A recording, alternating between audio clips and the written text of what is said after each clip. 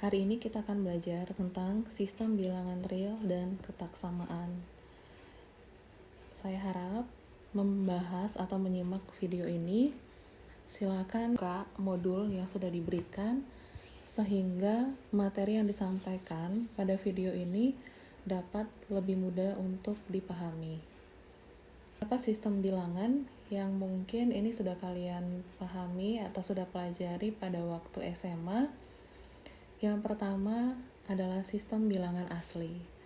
Jadi sistem bilangan asli itu apa? Sistem bilangan asli merupakan bilangan yang digunakan untuk menghitung objek atau benda-benda yang ada di sekitar kita. Jadi misalnya kalian sedang melakukan perhitungan jumlah mahasiswa gitu ya. Jadi berdasarkan urutan, maka dihitung dari 1, 2, 3, 4, 5, dan seterusnya. Ya, jadi simbol bilangan asli dituliskan dengan huruf N seperti ini. Jadi dimulai dari 1, 2, 3, dan seterusnya. Jadi pada saat kalian menghitung semua atau menghitung suatu himpunan, misalkan kalian sedang menghitung urutan barisan seperti itu tidak pernah mendapatkan bilangan yang 1,5 seperti itu ya, tetapi 1, 2, 3, 4, 5, dan seterusnya. Himpunan ini beserta operasi tambah dan kali yang bersifat tertutup di dalamnya dinotasikan dengan seperti ini dan membentuk suatu sistem yang dinamakan sistem bilangan asli. Jadi bilangan asli ini ya, himpunan bilangan asli kemudian ditambah dengan operasi yang bisa diterapkan pada himpunan bilangan asli seperti operasi tambah dan operasi kali, maka akan membentuk suatu sistem bilangan asli. Ya. Selanjutnya sistem bilangan bulat. Bilangan bulat adalah suatu bilangan atau suatu himpunan bilangan asli yang ditambah dengan 0 dan nilai negatifnya. Jadi kalau dari bilangan asli dimulai dari 1, 2, 3, seterusnya, kemudian pada himpunan bilangan bulat ditambahkan 0 dan ditambahkan suatu bilangan negatifnya, maka terbentuklah himpunan bilangan bulat. Kemudian operasi yang bisa kita terapkan seperti operasi tambah perkalian pada bilangan bulat akan membentuk suatu sistem bilangan bulat. Ya. Jadi tadi himpunan bilangan bulat itu dilambangkan dengan seperti ini. Kemudian operasi-operasinya yang diterapkan pada himpunan bilangan bulat akan membentuk suatu sistem bilangan bulat. Selanjutnya,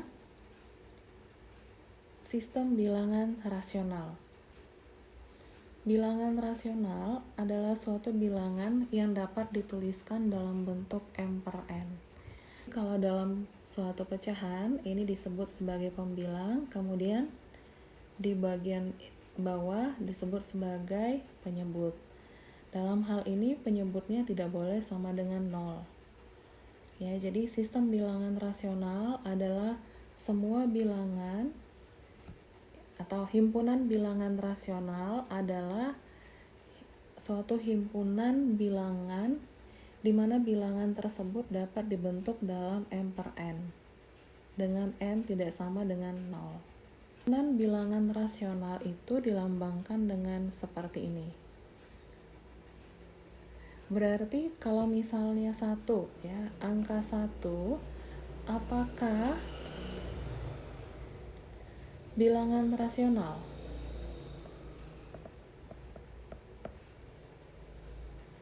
Angka 1 termasuk bilangan rasional karena dapat dibentuk ke dalam 2 per 2 misalnya, atau 3 per 3 seperti itu.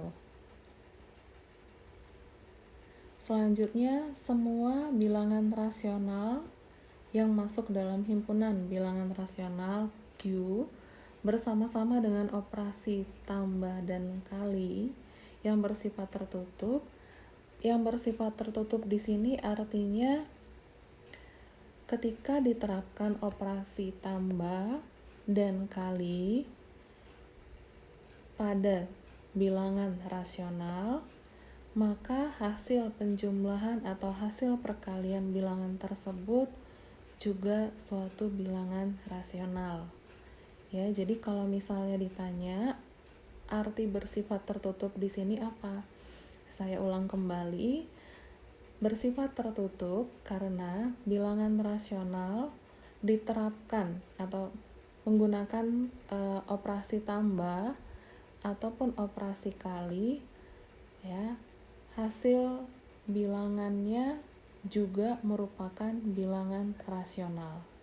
Kalau misalnya kita ambil suatu contoh bilangan rasional 2 elemen dari atau anggota dari bilangan rasional. Kemudian ada 3 yang juga anggota bilangan rasional. Ya. Selanjutnya diterapkan operasi tambah terhadap bilangan 2 dan 3, diperoleh hasilnya 5. 5 juga merupakan anggota himpunan bilangan rasional. Sehingga dalam hal ini operasi tambah terhadap himpunan atau terhadap bilangan rasional juga menghasilkan suatu bilangan dari anggota himpunan bilangan rasional. Seperti itu. Jadi, tadi kalau rasional itu kan dibentuk dalam M per N. Ya. Sedangkan pada bilangan tak rasional, dia tidak dapat dibentuk ke dalam M per N. Jadi, tidak dapat. Contoh bilangan rasional itu adalah akar 2. Ya. Jadi bilangan akar 2 tidak dapat dituliskan dalam bentuk M per N. Kalau misalnya akar 4, apakah bisa dibuat ke dalam bentuk M per N?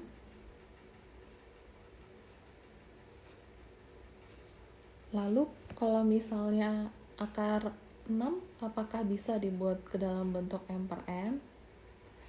Silakan pikirkan, kemudian diskusikan dengan rekan-rekan kalian. Selanjutnya, sistem bilangan real. Gabungan dari semua bilangan rasional dan bilangan tak rasional. Jadi gabungan semua bilangan rasional dan bilangan tak rasional bersama-sama dengan negatifnya dan 0 dinamakan sebagai semua bilangan real. Dan dinotasikan penulisannya seperti ini. Ya. Jadi kalau misalnya pada suatu sistem bilangan real, jadi misalkan kalian sering menggambarkan suatu bilangan dalam garis bilangan ya. Jadi ini garis bilangan. Jadi kalau misalnya ini adalah 0, kemudian di sini 1, kemudian di sini 2, ya. Jadi dari 0 ke kanan itu membentuk bilangan positif. Kemudian yang ke kirinya min 1, min 2, min 3. Dari 0 ke kiri membentuk bilangan negatif. Nah, di antara 0 sampai 1 sendiri terdapat bilangan rasional. Ya, kalau misalnya tadi bilangan 1, 2, 3 itu masuk dalam bilangan asli. Kemudian bilangan 0, 1, 2, 3 dan seterusnya ditambah dengan bilangan negatifnya, membentuk suatu bilangan bulat. Kemudian, bilangan-bilangan dari bilangan bulat tersebut ya, yang bisa dibentuk ke dalam M per N atau dalam bentuk pecahan, maka masuk dalam bilangan rasional, himpunan bilangan rasional. Selain itu, maka masuk dalam himpunan bilangan tak rasional. Selanjutnya, gabungan dari semua bilangan tersebut adalah bilangan real. Ya. Jadi akar 2 ini termasuk bilangan real nggak? Akar 2 termasuk bilangan real. Tetapi akar 2 merupakan bilangan tidak rasional. Ya. Seringkali bilangan real R dinyatakan atau dituliskan dalam bentuk desimal.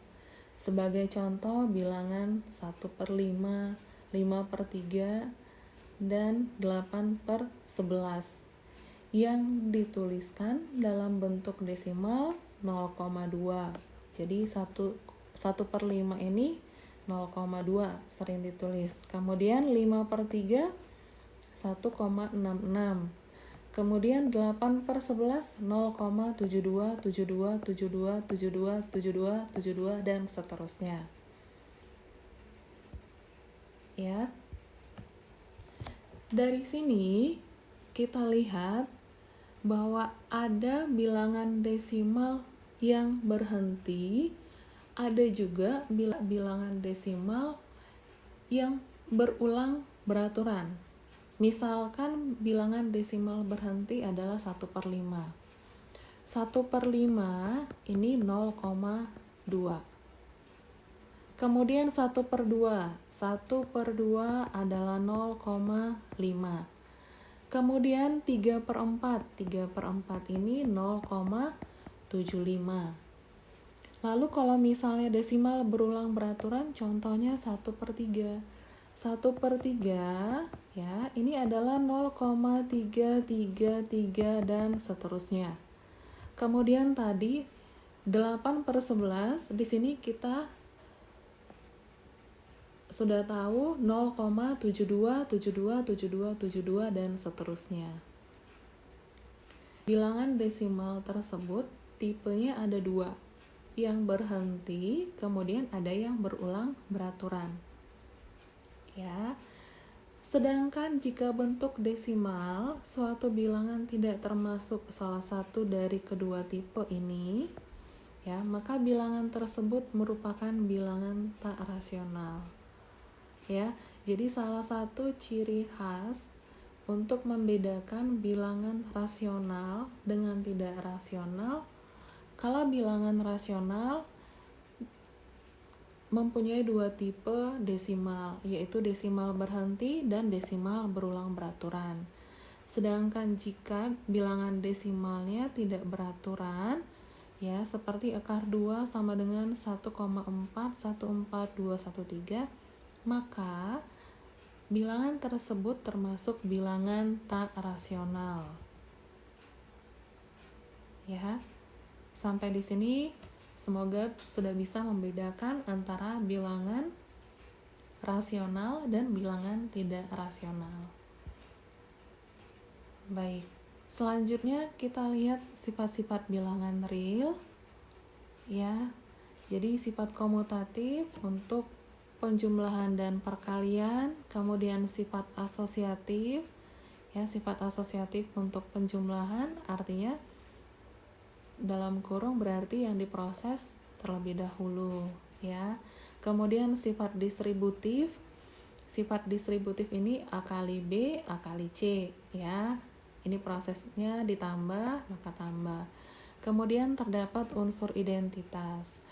Unsur identitas untuk penjumlahan adalah 0, ya. Artinya identitas itu suatu bilangan yang ditambahkan 0 akan menghasilkan bilangan itu sendiri. Sedangkan identitas untuk perkalian adalah 1. Ya. Kemudian terdapat inverse bilangannya. Jadi inverse bilangan itu untuk penjumlahan, inverse bilangannya adalah negatif dari bilangan tersebut. Sedangkan untuk pembagian, untuk perkalian, inverse-nya adalah pembagian. Jadi 1/, dari bilangan tersebut. Jadi inverse dari bilangan 2 adalah 1/2. Sehingga jika dikalikan 2 dikali 1/2 akan menghasilkan 1. Ya. Kemudian sifat pengurangan. Pengurangan itu bisa juga dibuat ke dalam bentuk penjumlahan, tetapi di sini kita buat dalam kurung minus B. Selanjutnya sifat pembagian, ya, A per B sama dengan A dikali B pangkat min 1 dengan ketentuan B-nya tidak sama dengan 0. Kemudian hukum kanselasi. Jadi hukum kanselasi ini, jadi kalau misalnya kita punya contoh 2 dikali 4 sama dengan 2 dikali X. Jadi dalam hal ini bisa kita menggunakan hukum kanselasi. Ya, artinya berarti 4 sama dengan X. Kemudian sifat pembagi 0. Jika A kali B sama dengan 0, maka A sama dengan 0 atau B sama dengan 0. Ya kan? Jadi kalau misalnya suatu variabel X dikalikan variabel Y hasilnya 0, pastilah bisa X-nya yang sama dengan 0 atau Y-nya sama dengan 0. Ya. Selanjutnya sifat urutan pada bilangan real. Silakan ini kalian pelajari. Ini sudah ada di modul. Silakan dibaca dengan sebaik-baiknya. Jika ada pertanyaan, boleh ditanyakan. Selanjutnya kita lihat tadi yang desimal dan kerapatan.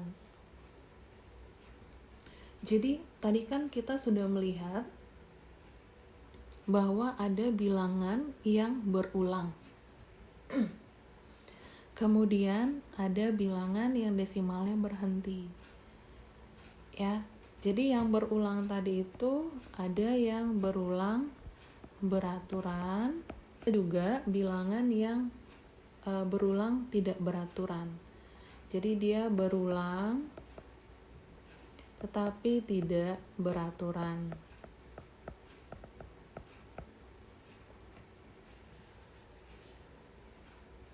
Baik, di sini kita lihat contoh yang bilangan berulang tidak beraturan.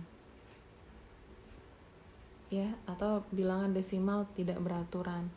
Jadi tadi kita sudah melihat bahwa ini pasti bilangan tidak rasional.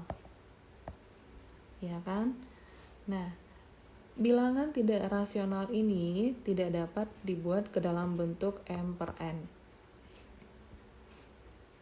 Namun sebaliknya, bilangan rasional yang sudah dibentuk ke dalam desimal bisa dibuat ke dalam bentuk M per N. Caranya bagaimana? Caranya, misalkan kalian mempunyai bilangan 0,121212, kemudian ingin diubah ke dalam bentuk M per N, ya. Jadi ini ingin diubah ke dalam bentuk M per N. Nah, kita lihat yang pertama, anggaplah 0,121212 ini sebagai X, ya, atau variabel X.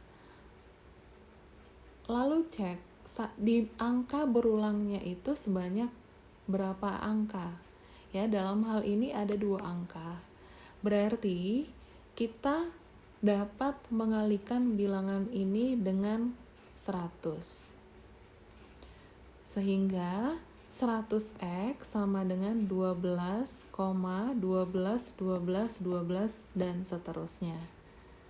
Ya, berarti 100x kita tuliskan, ya, dikurang dengan x diperoleh hasilnya 99x sama dengan 12. Maka dari sini kita bisa membentuk x sama dengan 12/99. Jadi artinya bilangan desimal berulang beraturan ini sebenarnya sama dengan 12/99. Selanjutnya kita lihat 2,168, Di sini kita lihat angka berulangnya itu pada 168, 168, 168. Berarti ada 3 digit. Berarti kita ambil X-nya sama dengan 2,168, 168, 168, dan seterusnya. Kemudian kita ambil karena di sini 3, berarti 1000 X sama dengan 2168, 168, 168, dan seterusnya. Lalu kita operasikan dengan kurang, ya. Jadi 1000X dikurang X diperoleh hasilnya 99X atau 999X sama dengan 2168 dikurang 2 berarti 2166. Yang ini semuanya sama, jadi 2166,0 atau kita tulis 2166. Berarti X-nya 2166/99. Ya. Oke, selanjutnya kita lihat soal latihan yang nomor 2. Silakan soal latihan nomor 2 ini kalian kerjakan dari bagian A sampai bagian C, ya. Jadi A, B, dan C saja dikerjakan, kemudian dikumpulkan minggu depan, ya. Selanjutnya kita lihat notasi interval. Jadi pada suatu garis bilangan kalian akan menggunakan suatu interval untuk menyatakan himpunan penyelesaian seperti itu.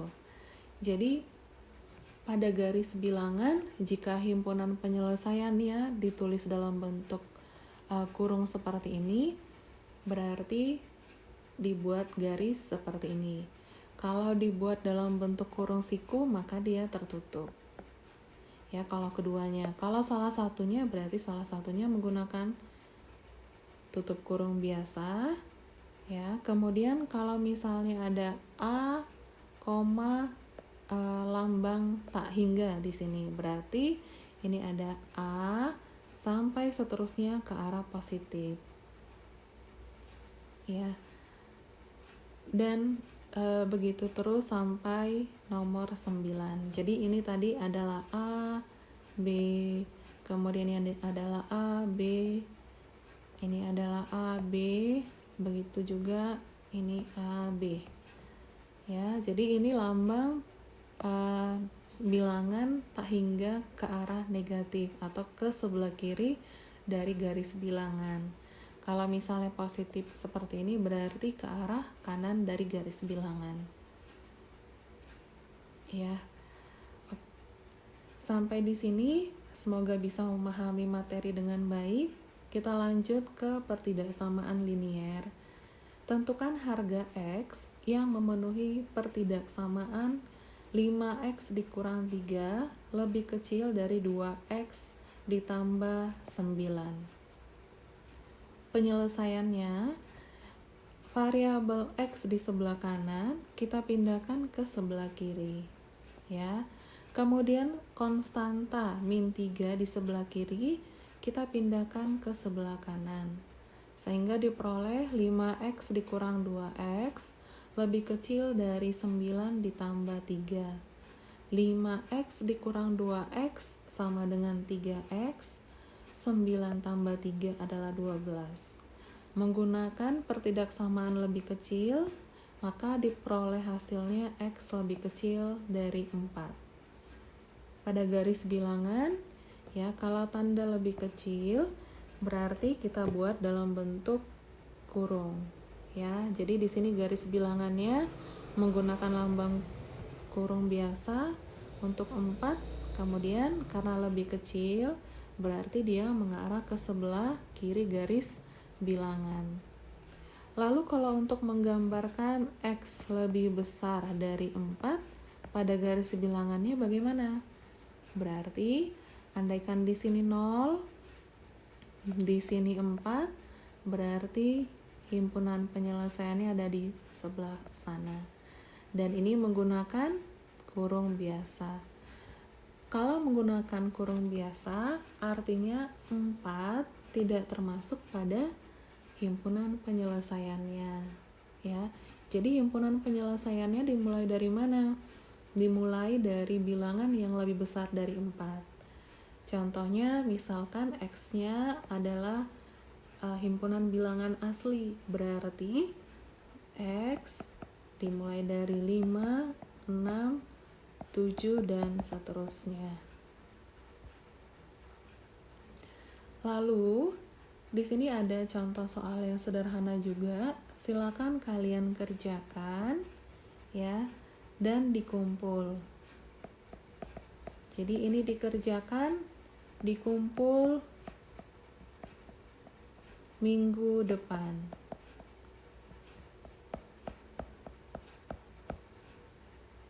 Baik, sampai di sini perkuliahan kita.